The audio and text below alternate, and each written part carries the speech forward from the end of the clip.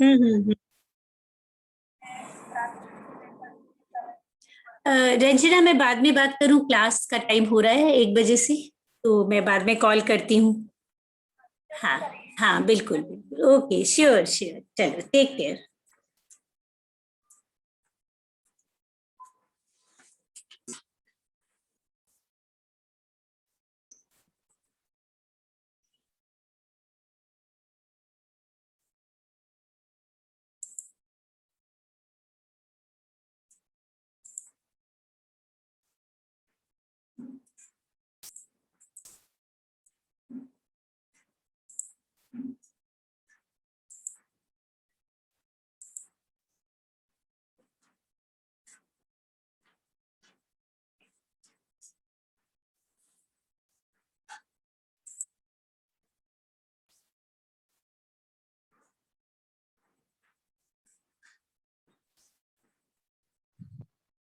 Good afternoon, ma'am. Good afternoon, Aditi. Good afternoon, all. Welcome again to my class.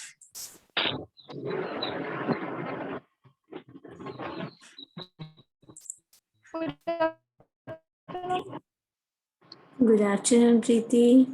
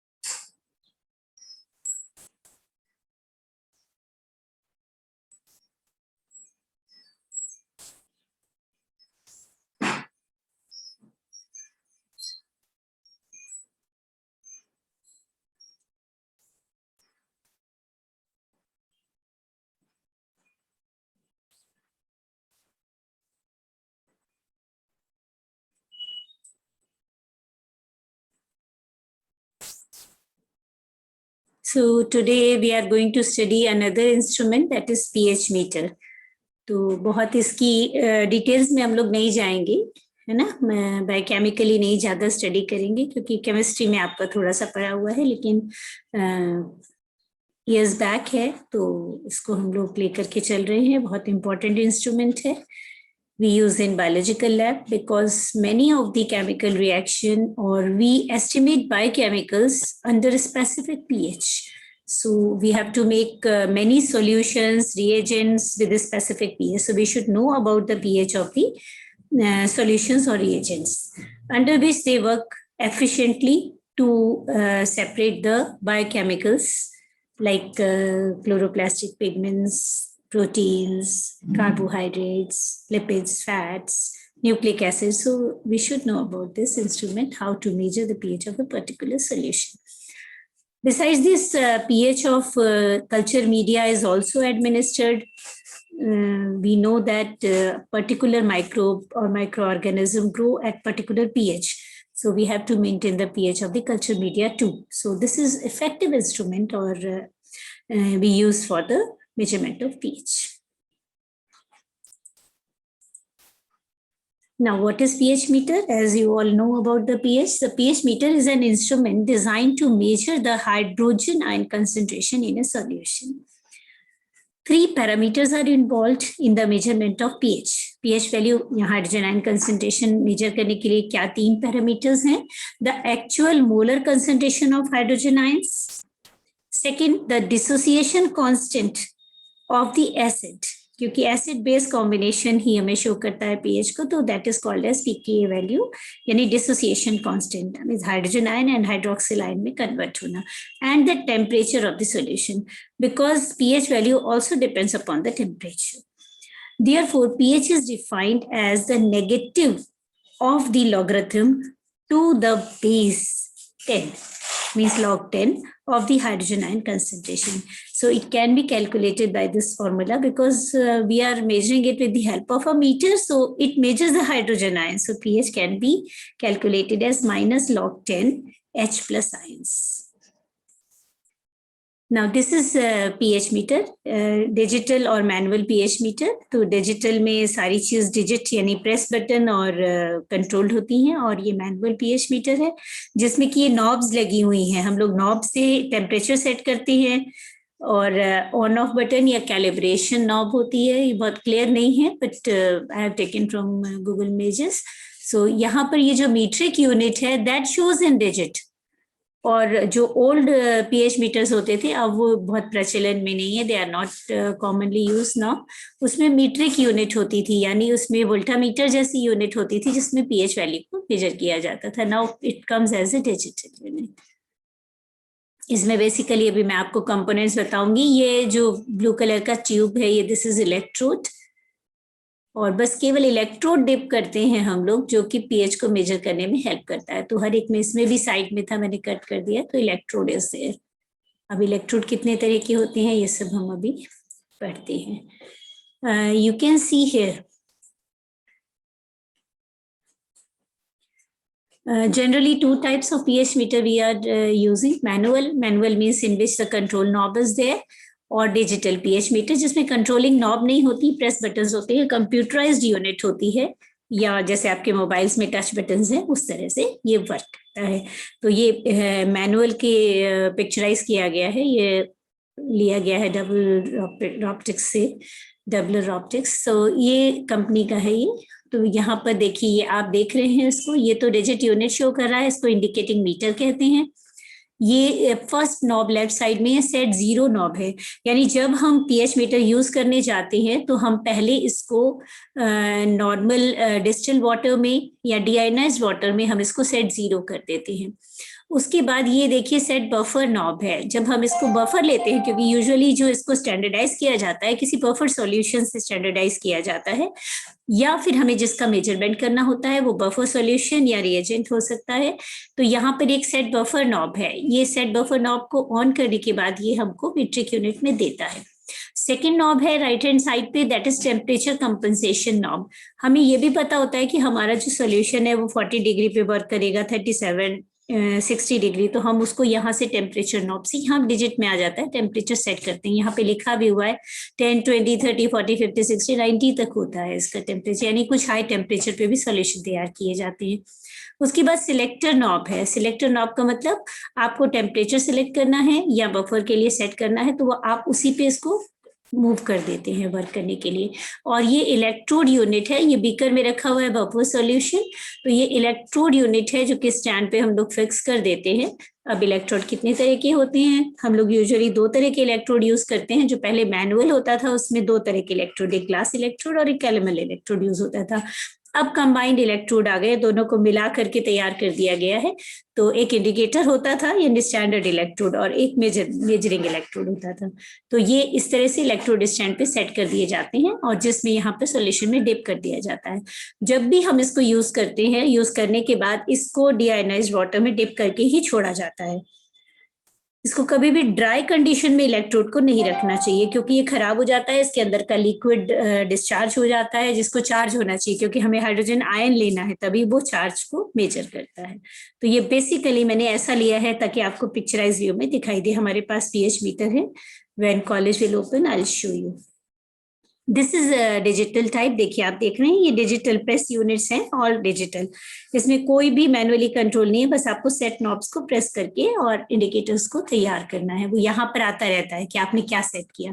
Completely digital है इसमें. तो ये electronic unit है. ये टेम्परेचर प्रोब है, टेम्परेचर मेजरमेंट के लिए. जब हम इसको डिप करते हैं टेम्परेचर प्रोब को, तो ये टेम्परेचर देता है सोल्यूशन का, और ये इलेक्ट्रोड है. तो this is slightly modified than that of the manual one. Now components of pH meter. अभी मैंने जैसे आपको बताया इसमें डिफरेंट कंपोनेंट्स होते हैं. The main component of a typical pH meter are electrodes. Two electrodes can be used, but one is more usual. 2 generally use करते हैं, लेकिन अगर हम 2 अलग अलग यूज नहीं करना चाहते तो 1 यूज करेंगे. आगे हम पढ़ेंगे तीनों के बारे में. सेकेंड है टेम्परेचर प्रोब, ये टेम्परेचर थर्मामीटर लाइक है जो कि प्रोब की तरह से होता है। जब हम इसको सॉल्यूशन में डिप करते हैं तो हमारी मीट्रिक यूनिट में उसका टेम्परेचर आ जाता है। या फिर हम इस प्रोब की हेल्प से, अगर ये थर्मामीटर टाइप है तो हम टेम्परेचर कंट्रोलिंग नॉब से टेम्परेचर को कंट्रोल कर सकते हैं with the help of this probe. Third है मैनुअल और electronic measuring unit. Manual unit हो सकती है जिसको आप नॉब से कंट्रोल कर रहे हैं, और इलेक्ट्रॉनिक मेजरिंग यूनिट जो कि यूजुअली डिजिटल में हम लोग यूज करते हैं। चलिए आइए देखते हैं कि इलेक्ट्रोड्स कितने तरह के हैं। इलेक्ट्रोड्स मैंने अभी बताया आपको 3 तरह के होते हैं। तो each of the electrode is called as half cell. तो अगर हम दो इलेक्ट्रोड यूज करते हैं तो दोनों इलेक्ट्रोड में पहला इलेक्ट्रोड और दूसरा इलेक्ट्रोड हाफ सेल कहलाता है। The two half cells arrange together constitute an electrochemical cell. वो दोनों हाफ सेल को कंबाइन करके अगर हम दोनों को डिप करते हैं तो वो दोनों मिलकर के हाफ प्लस हाफ एक कंप्लीट इलेक्ट्रोकेमिकल सेल बनाता है, in which one of the half cells maintain a constant voltage. तो ये पूरा एक कांस्टेंट वोल्टेज को हर हाफ सेल अपने मेंटेन करने की कोशिश करती है। इलेक्ट्रोड प्लस और माइनस यूनिट के लिए है, तो ये एक कंप्लीट सेल की तरह से कांस्टेंट वोल्टेज को मेंटेन करती है। These electrodes are, first electrode is called reference electrode और कैलोमल इलेक्ट्रोड, जो मैं अभी आपको बता रही थी। रेफरेंस इलेक्ट्रोड का मतलब ये है कि electrode in the half cell with the constant voltage is called reference. इसमें कांस्टेंट वोल्टेज कैपेबिलिटी है कि वो उसको मेंटेन कर सके, तो इसको हम, इसमें बेसिकली कैलोमल होता है, इसलिए हम इसको कैलोमल इलेक्ट्रोड या रेफरेंस इलेक्ट्रोड कहते हैं। It is possible to measure the potential difference between these two electrodes, यानी इंडिकेटर इलेक्ट्रोड और रेफरेंस इलेक्ट्रोड के बीच के पोटेंशियल डिफरेंस को मेजर किया जा सकता है, and calculate the concentration of ion in the solution of the indicator और द मेजरिंग इलेक्ट्रोड। तो इंडिकेटर इलेक्ट्रोड हमें मेजरमेंट देता है हाइड्रोजन आयन कंसेंट्रेशन का, रेफरेंस इलेक्ट्रोड सेट करता है कांस्टेंट वोल्टेज को, और ये इसको हमें मेजरिंग यूनिट इंडिकेटर इलेक्ट्रोड से मिलती है। The saturated calomel electrode is a widely used reference electrode that contains an inert element. इसमें एक इनर्ट एलिमेंट होता है that is made up of platinum in contact with mercury, और चारों तरफ से इसमें मर्करी मर्क्यूरस क्लोराइड का सॉल्यूशन भरा होता है, which is added with the solution of potassium chloride. तो ये नॉन कंसेंट्रेशन का होता है पोटेशियम क्लोराइड। तो इसमें 3 चीज हैं, mercury, mercurous chloride and potassium chloride. तो प्लैटिनम के चारों तरफ it is filled with this solution. However, in the view of environmental consideration, the mercury electrode is rarely used. These such electrodes are not suitable for varying temperatures or temperature above 60 degree. तो ऐसे electrode जिनमें mercury use होता है ये बहुत above 60 degree के लिए suitable नहीं है, क्योंकि मैंने कहा 90 डिग्री तक भी कुछ सॉल्यूशन को प्रिपेयर करना पड़ता है। तो हम 60 डिग्री बिलो के लिए these are suitable. When a high degree of accuracy is desired, a 0.1 molecular per liter of or 1 mol per liter potassium chloride solution electrode is preferred. तो मरकरी की जगह पर हम थोड़ी हायर कंसंट्रेशन का solution potassium chloride का use करते हैं रेफरेंस इलेक्ट्रोड में, जो कि प्रेफर किया जाता है because it reaches its equilibrium potential more quickly and its potential depends less on temperature. तो टेम्परेचर डिपेंडेंट नहीं है, तो ये above 60 डिग्री भी एफिशिएंटली वर्क करता है। That does the saturated type, यानी सैचुरेशन करके हम सेल में अराउंड द प्लैटिनम इसको फिल करके तैयार करते हैं। The silver chloride electrode is a very reproducible electrode, मतलब इसमें हम सिल्वर क्लोराइड वाला भी यूज कर सकते हैं मर्करी की जगह। The solution surrounding the electrode should be saturated with potassium chloride and silver chloride. वो जो सॉल्यूशन फिल करे इलेक्ट्रोड में वो सैचुरेटेड होना चाहिए। दैट इज रिप्लेसेबल, कभी कभी वो ड्राई होने लगता है या उसकी कंसेंट्रेशन वेरिएबल हो जाती है, तो हम इसको रिफिल कर सकते हैं। और कुछ डिस्पोजेबल आते हैं जिनको रिफिल नहीं करते हैं, एक बार खराब होने के बाद we have to change that. तो ये पहला हो गया रेफरेंस इलेक्ट्रोड। सेकंड लेते हैं इंडिकेटर इलेक्ट्रोड, और इसको हम ग्लास इलेक्ट्रोड भी कहते हैं। The variable voltage portion is termed the indicator electrode. The glass electrode was the first and still most commonly used electrode for measuring hydrogen ion activity. ये सबसे पहले ग्लास इलेक्ट्रोड से ही सिंपली मेजर की जाती थी, लेकिन फिर बाद में रेफरेंस इलेक्ट्रोड को ऐड किया गया एफिशिएंसी के लिए। A glass electrode consist of A small bulb of special glass that contains a solution of known hydrogen ion concentration. देखिए इसमें known hydrogen ion concentration का चूंकि indicator electrode है, जैसे for example 0.1 NaCl or KCl buffer solution is used inside the electrode bulb, and an internal reference electrode, usually calomel or silver chloride is used. The sensor is normally a platinum wire. इसमें भी platinum wire होती है. The pH electrode is manufactured with different properties depending upon the application. जैसे जैसे जिस solution का हमको लेना है उसी हिसाब से इनकी properties भी vary कर सकती हैं. Those used in biomedical laboratories should be linear at about pH 7. मतलब इस इंडिकेटर इलेक्ट्रोड का जो हाइड्रोजन आयन नोन है pH 7 पे रखा जाता है. Wide range pH electrode 1 to 14 ये अलग अलग आती हैं इलेक्ट्रोड, यानी अगर हमको 1 to 5 लेना है तो हम एक स्पेसिफिक इलेक्ट्रोड होगा, फिर 6 to 7 है अलग होगा, या इस तरह से करके अप टू 14 अलग अलग इलेक्ट्रोड्स आएंगे अलग अलग pH वैल्यू को इंडिकेट करने के लिए. तो इंडिकेटर इलेक्ट्रोड में ये वेरिएशन पाई जाती है, जबकि रेफरेंस इलेक्ट्रोड में कॉमन होता है फीचर क्योंकि वो कांस्टेंट वोल्टेज मेंटेन करता है. These pH electrode tend to be non-linear towards the ends of the range, मतलब 1 to 14. Some are designed to be linear for low pH values, while others are designed for higher pH value. जैसे मैंने बताया 1 to 7 हो सकता है या below 7 और 7 to higher हो सकता है. These properties are controlled by glass formula. तो वो जो ग्लास के अंदर हम लोग क्या डाल रहे हैं 0.1 NaCl और KCl बफर सॉल्यूशन, इसी फॉर्मूले पे डिपेंड करता है. लो टू हाई pH अलग अलग बनाई जाती हैं. Then the electrode respond to the concentration of hydrogen ion in the sample solution to produce a chemical signal. वो chemical signal produce करता है जो कि हमारी metric unit उसको read कर लेती है. That is converted into the electrical signal. This signal then converted into pH values which are displayed on the control unit. तो जो ये हाइड्रोजन आयन सैंपल में केमिकल सिग्नल है वो इलेक्ट्रिक सिग्नल में कन्वर्ट होता है, फिर वो वहां जाके जो डिजिटल में कन्वर्ट होता है फिर again it shows the pH value. देखिए ये है electrodes. Now you can see here this is third type of electrode, combination electrode. दो हमने पढ़े, पहला हम लोगों ने पढ़ा रेफरेंस इलेक्ट्रोड, दूसरा हम लोगों ने पढ़ा ग्लास इलेक्ट्रोड और इंडिकेटर इलेक्ट्रोड, और थर्ड है कॉम्बिनेशन. ए और बी को मिला करके तैयार कर दिया जाए तो अलग अलग इलेक्ट्रोड नहीं लेने पड़ेंगे, हम एक कंबाइंड इलेक्ट्रोड ले लेंगे. It is inconvenient in many applications to have content with two measuring electrodes, reference and indicator. Combination electrode are available into which both reference and indicator electrode are incorporated, है ना. लेकिन reference के लिए usually silver chloride solution दिया जाता है KCl की जगह पर या मर्क्यूरी की जगह पर. हम लोग रेफरेंस में सिल्वर का सॉल्यूशन सिल्वर क्लोराइड का सॉल्यूशन देते हैं. सो दिस इज रेफरेंस इलेक्ट्रोड. ये दोनों रेफरेंस ही हैं जिनको बताया है. बीच में प्लैटिनम वायर है, देखिए आप देख रहे हैं. This is a wire which is covered by mercury chloride और KCl पेस्ट. ये बिल्कुल कंसंट्रेटेड पेस्ट. अंदर में एक सेल है जिसमें भरा जाता है, उसके बाहर एक सेल होती है जिसमें KCl का सैचुरेटेड सॉल्यूशन भरा जाता है. इसके बेस पे कुछ KCl के पोटेशियम क्लोराइड के क्रिस्टल्स डाल दिए जाते हैं. आगे की तरफ ये बल्ब जो है बल्ब नहीं होता है, इट इज पोरस लेयर. यहाँ पे एक पोरस लेयर होती है जिसको पोरस फ्रिट कहते हैं. दूसरी तरह से अगर हम मरकरी यूज नहीं करते तो ये सिल्वर की वायर भी यूज की जा सकती है प्लैटिनम की जगह, और इसके चारों तरफ पोटेशियम क्लोराइड का saturated solution with saturated solution of silver chloride is filled. ये इसमें अंदर एक रेफरेंस इलेक्ट्रोड के अंदर कोई सेल नहीं होती, डायरेक्टली इसमें फिल किया जा सकता है. इसमें मरकरी का यूज नहीं किया जाता, तो ये ज्यादा प्रेफर किया जाता है दिस वन. और आगे पोरस फ्रिट होती है जो कि जब हम डिप करते हैं सॉल्यूशन में तो ये सॉल्यूशन के केमिकल सिग्नल्स को कैच कर लेता है, राइट.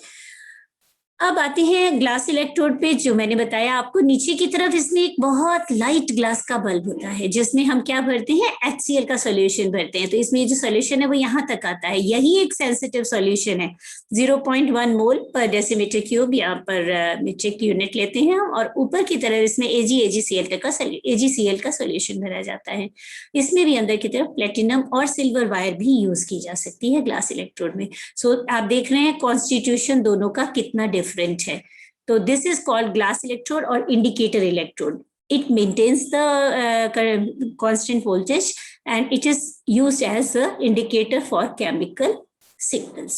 अब इन दोनों को मिलाकर के कंबाइंड इलेक्ट्रोड तैयार कर दिया गया, जो कि कन्वीनियंट है यूज करना। इसमें देखिए, इसमें सेंसिंग बल्ब है, इसी तरह से ये आगे की तरफ सेंसिंग बल्ब है जो कि आउटर मोस्ट यूनिट होती है, और यहाँ पर बीच में एक सिरेमिक का जंक्शन होता है, यानी दो सेल को, इन दोनों सेल को या दोनों इलेक्ट्रोड को अलग करने के लिए एक सिरेमिक का जंक्शन यहाँ बीच में होता है। तो अंदर का सेल और बाहर की यूनिट थोड़ी थोड़ी अलग होती है वायर बेस पे। आप ये देख रहे हैं, जो बाहर की तरफ है इसमें एक वायर है और एक अंदर की तरफ सीधी वायर है। तो अंदर की तरफ जो सीधी वायर है that is for reference electrode, और ये जो स्पाइरल वायर है जो कि बाहर की तरफ रोल की गई है, this is called as indicator. तो इसका मतलब रेफरेंस और इंडिकेटर दोनों की वायरिंग इसमें अलग अलग दिखाई दे रही है, एक अंदर और एक ऊपर की तरफ लिखती हुई। इसमें आउटर फिलिंग सॉल्यूशन, यानी बाहर की सेल में आउटर फिलिंग सॉल्यूशन और अंदर inner internal filling solution. Internal filling solution is more saturated than outer filling solution. और यहाँ पर एक फिलिंग होल होता है, यहाँ बाहर निकली नॉब रहती है, यहाँ पे बहुत क्लियर नहीं दिया है, यहाँ पे छोटा सा छेद दिया है, लेकिन एक नॉब बाहर निकली रहती है जिससे हम सॉल्यूशन को फिल कर सकते हैं। तो इस तरह से क्या किया, रेफरेंस और ये इंडिकेटर दोनों को मिलाकर के एक कंबाइंड इलेक्ट्रोड बना दिया गया, जिसको हम एफिशिएंटली यूज कर सकते हैं। तो ये मॉडर्न जितने भी हम लोगों के पीएच मीटर्स आ रहे हैं, डिजिटल में भी हम इसको यूज करते हैं। Okay, now come to second unit. तो पहला आपने पढ़ा, 3 पार्ट से, पहला पार्ट था यस इलेक्ट्रोड्स के बारे में मैंने आपको पढ़ा दिया। दूसरा पार्ट है टेम्परेचर प्रूफ, यानी जो टेम्परेचर को चेक करने के लिए और मेंटेन करने के लिए यूज करते हैं। The pH of A solution is a function of its temperature. Variations in the temperature can cause pH to change. Voltage output from the electrode changes linearly in relation to changes in pH, and the temperature of the solution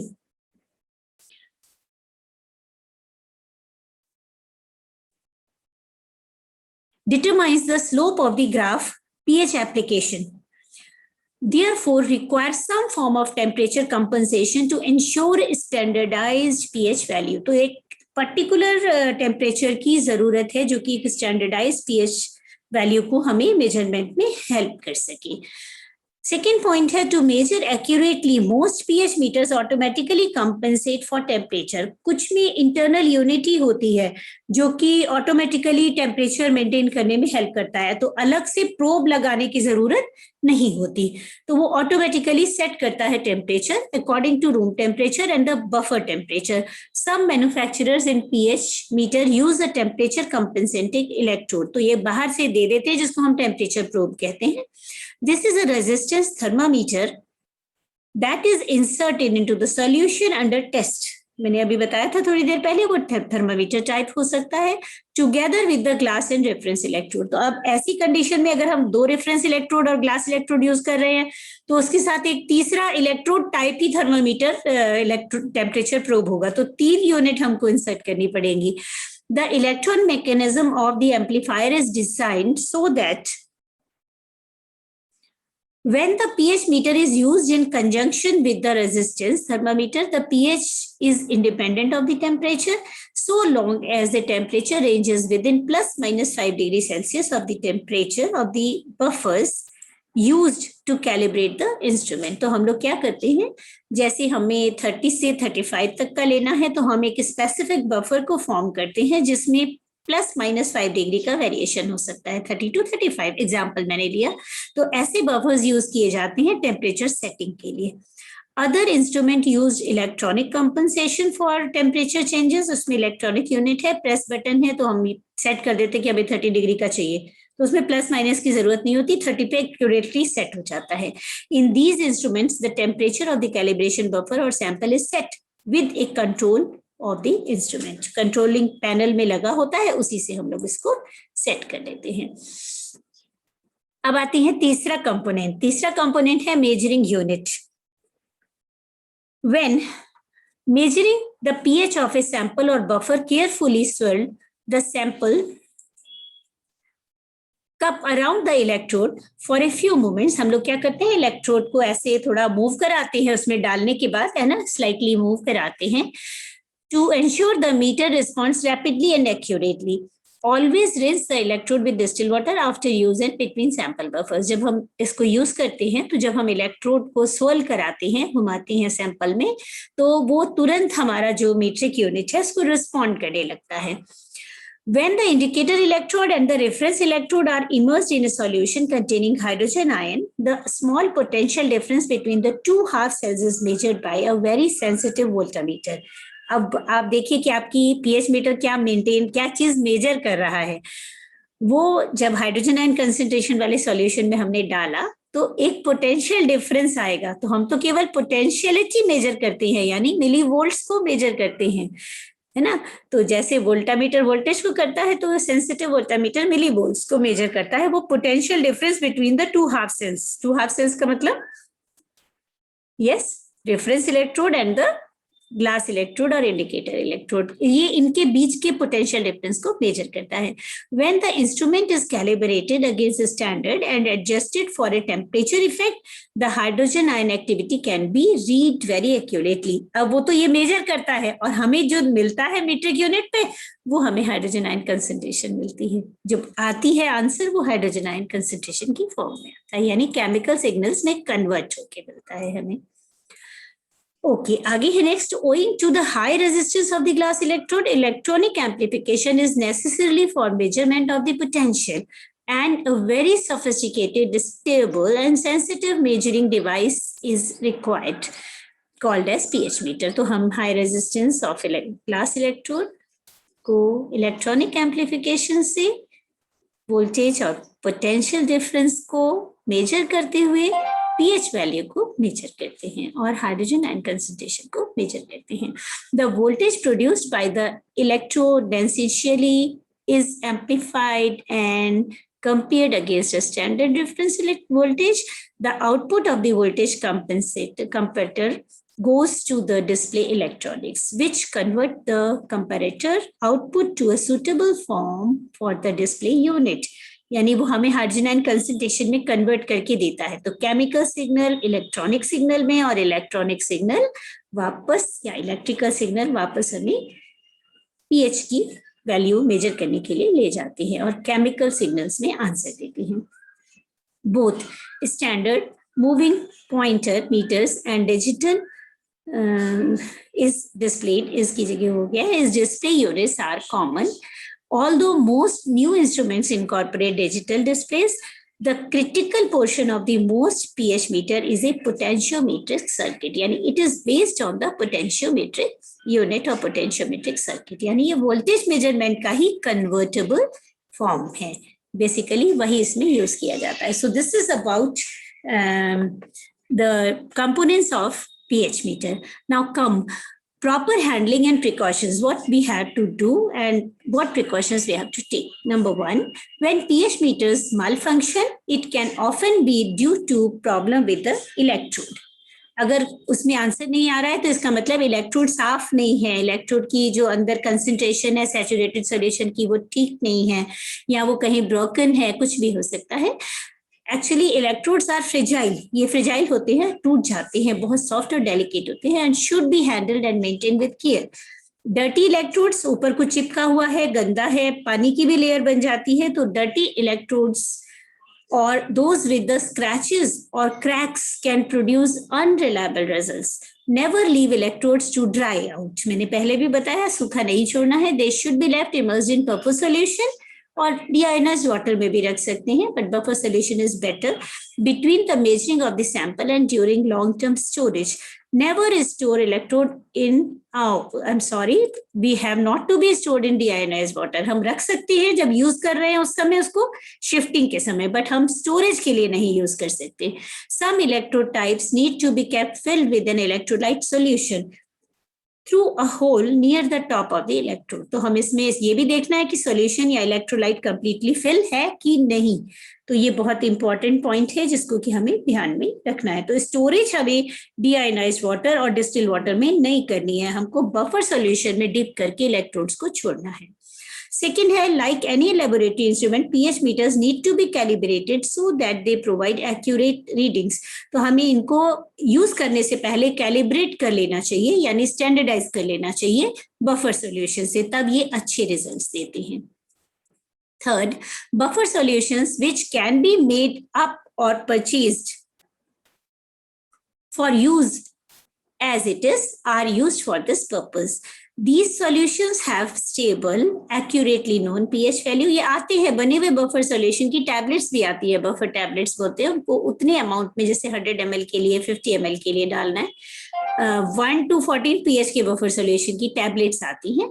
These solutions have stable, accurately known pH values. The most common buffers used being 4, 7 and 10. ये देखिए number दिया गया है इसमें. pH 4, pH 7 and pH 10 की common है. ये एक range 1 to 4, then 7 to 10 or 10 to above unit है. Because pH varies slightly with temperature, the pH of the buffer solution may not be exactly 4, 7 or 10. For example, the pH of buffer solution pH 4 has a pH of 4.01 at 25 degree. यानी जैसे temperature थोड़ा सा बढ़ा तो वो बढ़ सकती है, और 30 डिग्री पर 4.02 यानी 0.01 का डिफरेंस आ सकता है. They have a certain shelf life after which they must be replaced. इनकी भी शेल्फ लाइफ होती है, उसमें लिखा होता है एक्सपायरी डेट, उसके बाद इसको यूज नहीं करना चाहिए. This information is supplied with the buffers. Then fourth है, one point calibration can be performed where only one buffer is used, but 2 point calibration using 2 buffers. जहां पर हमें सिंगल पॉइंट लेना है वहां एक बफर यूज करते हैं, 2 पॉइंट के लिए 2 बफर यूज कर सकते हैं, यानी अलग अलग पीएच के लिए. Give better accuracy overall. Depending on the samples calibrate the meter initially using pH 4 और 10 बफर. ये प्रेफर किया जाता है कि pH 4 और 10 का बफर यूज किया जाए. After which calibrate with the pH 7. तो 4 और 10 यूज करेंगे तो 4 एसिडिक है और 10 बेसिक है और 7 न्यूट्रल है. तो हम लोग 7 को पहले यूज नहीं करते, 4 या 10 को यूज करते हैं, फिर हम 7 पे लेके आते हैं न्यूट्रलाइज करने के लिए. You would use the pH 4 buffer when the pH is expected to be less than 7, यानी acidic होगी, and pH 10 buffer when the pH is expected to be greater than 7. यानी अगर acidic pH है तो हम 4 का यूज करेंगे, और अगर basic pH की तरफ ले जाना है अपने बफर को तो हम pH 10 का यूज करेंगे. तो ये commonly used buffer solution और tablets आती हैं इनकी. In this way, we know that the instrument is adjusted best to cover the pH range of the samples we are testing. If the pH is around 7, either pair of the buffers would be satisfactory as would pH 7 buffer is used by itself. तो हम लोग इसको use किया जा सकता है. ये इसकी प्रिकॉशंस में आ गया. Now how to calibrate. अभी मैंने सारी बातें आपको बता दी है, अब उनको पॉइंट वाइज कर दिया है कि कैसे कैलिब्रेट करें. Calibrate का मतलब how to check the pH. It is essential that pH electrodes are calibrated regularly using the meter and reference electrode with which they are to be used in the laboratory. The procedure is as follows. Number 1, power on the instrument. देखिए एक एक step by step समझते जाइए. Power on the instrument and allow sufficient time 15 to 30 minutes to warm up. गर्म करने के लिए, warm up के लिए 15 से 30 मिनट छोड़ देंगे. Place electrode in holder. Holder में लगा के इलेक्ट्रोड को and connect the plug into the instrument. है ना. तो इंस्ट्रूमेंट में इस इलेक्ट्रोड के प्लग को इंसर्ट कर देंगे. नॉब लाइक होता है जैसे आप लोगों के ईयर प्लग के नॉब होते हैं, उसी तरह से. Set the function switch to PH. हम लोग अपने फंक्शन स्विच को पीएच पे प्रेस कर देंगे या मूव करा देंगे अगर मैनुअल है तो. Prepare pH buffer solution for integer pH value. हम बफर सॉल्यूशन हम 4 का या 10 का तैयार करेंगे. These are available in dry form, in foil packets, मतलब टैबलेट की फॉर्म में भी आते हैं. And prepared by using deionised water. Prepared liquid buffers can be used. यानी दोनों तरह है. अगर टैबलेट की फॉर्म में है, ड्राई फॉर्म में, तो हम इतने 100 ml का या 50 ml का तैयार करेंगे as per indication on the tablets. और लिक्विड है तो हम लोग लिक्विड डायरेक्टली यूज कर लेंगे. Number 5, set temperature compensation control for temperature of the buffers. Not room temperature, हम उसको नहीं मानते हैं. हम अपने टेम्परेचर बफर्स के लिए हम लोग अपनी टेम्परेचर नॉब को यूज करते हैं. Most modern meters and electrode system have automatic temperature compensation correction. बहुत सारे में तो आपको करना नहीं पड़ता, जैसे ही आप ऑन करते हैं तो वो temperature according to solution set कर देता है. 6 है insert electrode in the pH 7. अब 4 और 10 का हो गया, 4 या 10. अब हम क्या करेंगे, हमें पता है कि हमें एसिडिक सॉल्यूशन तैयार करना है तो 4 लेंगे, बेसिक करना है तो 10 का लेंगे. अब उनमें करने के बाद उसको वॉश करके pH 7 में डालेंगे. Adjust calibration control until meter indicates pH 7. Meter show करेगा कि pH 7 आ गई, तब तक इसको कैलिब्रेट करेंगे. अब आपका इंस्ट्रूमेंट स्टैंडर्ड की तरफ चला गया. Now modern pH meter models working in calibration mode often recognizes the buffer and take necessary action automatically. कभी कभी हमें pH 7 यूज ही नहीं करना पड़ता और बफर को लेकर के जो मॉडर्न डिजिटल आ रहे हैं वो ऑटोमेटिकली pH को सेट कर देते हैं. Do not readjust calibration control for step 9 to 12. अब इसमें कैलिब्रेशन कंट्रोल नॉब को बिल्कुल टच नहीं करना है, रीएडजस्ट नहीं करना है, और आपकी ये जो स्टेप्स हैं ये पूरे फॉलो हो चुके हैं, है ना.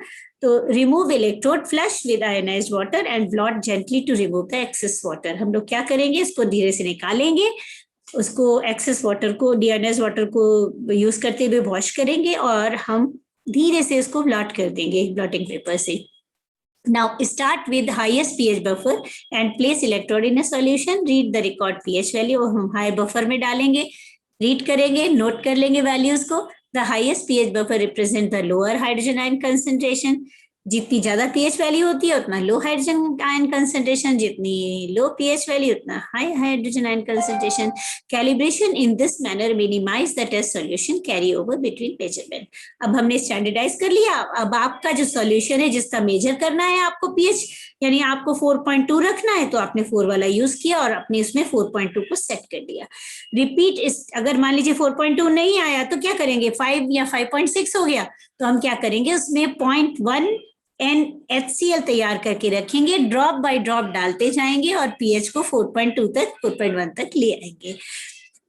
और lastly plot the calibration curve. आपने जो स्टैंडर्ड सॉल्यूशन का बनाना है, आपने 4 से लेकर 10 तक का बनाया, तो आप जो अलग अलग सॉल्यूशन लिए हैं उनका कैलिब्रेशन कर्व भी बना सकते हैं, स्टैंडर्ड कर्व. और फिर जब अपने सैंपल का लेंगे तो सैंपल का मेजरमेंट उस स्टैंडर्ड कर्व से हम लोग कर सकते हैं. तो कैलिब्रेशन का मतलब होता है कि स्टैंडर्ड कर्व को बनाना, अलग अलग बफर सॉल्यूशन लेकर के, और फिर उससे अपने नोन सॉल्यूशन की pH वैल्यू को चेक करना. So this is about pH meter. मैंने बहुत शॉर्ट में, इजी वे में आपके सिलेबस के हिसाब से तैयार किया है. So I have taken support of this book as well as diagrams from the net. So thank you very much for patiently hearing and understanding the important topic. Yes, my dear students, although the time is over, थोड़ा सा बड़ा chapter था ये, तो मैं आपको इसका PDF share कर दूंगी. बिल्कुल वर्ड बाय वर्ड है, थोड़ा बहुत हो सकता है स्पेलिंग मिस्टेक्स हो क्योंकि बनाना पड़ रहा है आप लोगों के लिए सारे कंटेंट को, तो आप उसको करेक्ट कर लेंगे. So I will give you the PDF, you can prepare the notes from that. Anything to ask Aditi? No ma'am, clear है सब कुछ. क्लियर है. मैंने कोशिश की है कि इजीली आपको समझाऊं, चूंकि वैसे तो MSc के हिसाब से और टिपिकल लेना चाहिए था, लेकिन चूंकि हम लोगों ने बीच में बहुत कीनली इसको नहीं पढ़ा होगा, तो जरूरी है इंस्ट्रूमेंट का यूज आपकी टेक्निक्स में. अगर आप में से कोई रिसर्च के लिए फर्दर जाएगा तो you have to use this instrument in the lab. Okay,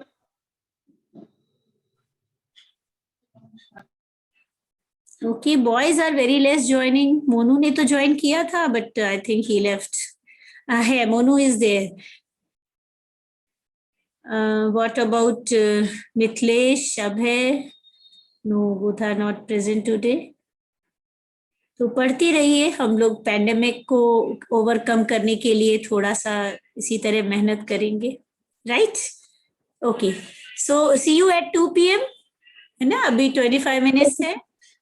हाँ, तो आप लोगों को मिलती हूँ मैं. आज कौन दे रहा है? महिमा इज गिविंग एबनॉर्मल और anomalous secondary growth in stem. Part 1 है ये. पार्ट 1 में यानी कुछ इंपॉर्टेंट एग्जाम्पल के साथ डील करेगी महिमा, और बाकी कल अभय देगा. तो Abhay is also ready for that. So he is preparing his topic, so he will share by evening. Okay, all the best. Meet you at 2. Okay ma'am. Okay.